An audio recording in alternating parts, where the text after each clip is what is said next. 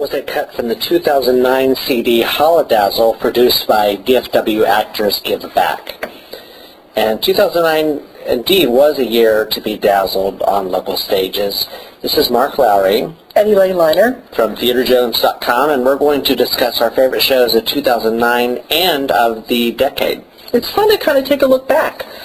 We've seen hundreds, maybe thousands of shows in the last 10 years. I guarantee it's more than 1,000, yeah. Nobody sees more theater than us. How do we do it? Let's start out talking about this year, 2009, which was, as it turned out, the busiest year of the decade.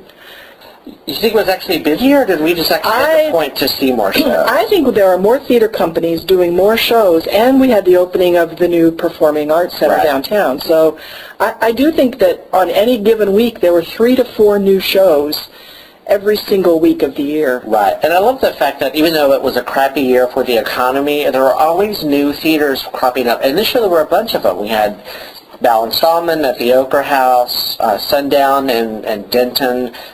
Who else was there? The guys that did the Hairy Ape, the Broken Gears Project. Oh, and of course Level Ground Arts. Level Ground Arts. And then we had the second season for Upstart, which turned out to be one of the more interesting theater groups in town. Definitely. Well, and I think their big fall show is probably very high on both your and mine lists. We'll get to that.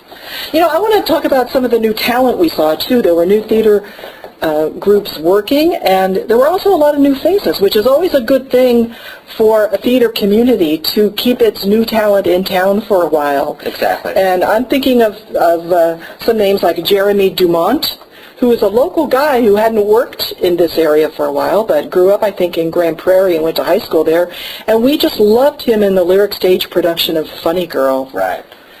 There's also Alex Ross, who got very busy after his debut in History Boys very early this year at Uptown Players. That was a wonderful production, and he was a real standout in it. And after that, he did more shows at Uptown. He did Altar Boys. He was in Big on the boys shows. Big on the boys shows.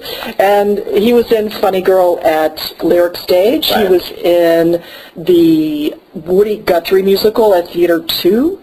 He was in Forever Plaid in Denton. The guy was just everywhere, and he's going to be in Equus at Uptown Players again in January. Another newcomer who I really liked was Morgan Justice. Very who much. was in the Nabrock trilogy at Echo Theater. And again at Theater 2 when they revived it in May. Right, and then she did 1:30 in their the Under a Texaco Canopy. Right. Another new face was Diana Sheehan, who is an older actress who moved here with her doctor husband. Meaning older than 30. Meaning older than 20, yes.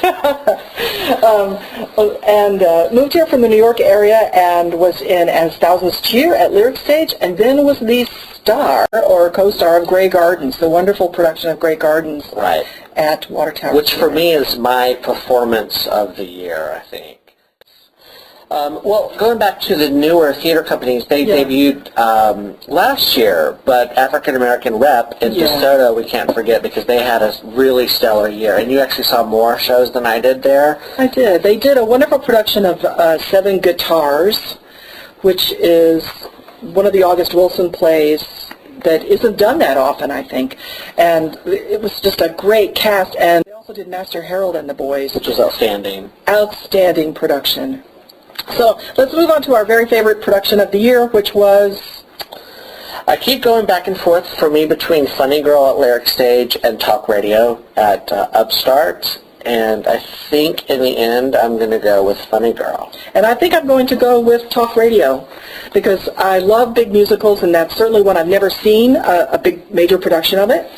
But I love a small, gritty show, and Upstart's production of Eric Bogosian's Talk Radio was great, and its star, Elias Taylorson, I think gave the performance of the year. Right.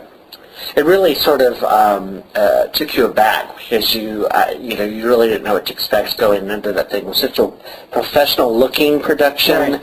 Every every part was well done, including all the callers who were backstage. And Elias just descended into this Yeah, it was one of the Hell of a man. one of the great nights of theater. Yeah. You really felt like you had been on a journey. You had visited a different time and place, and too few shows really take you in that deep, and I loved it.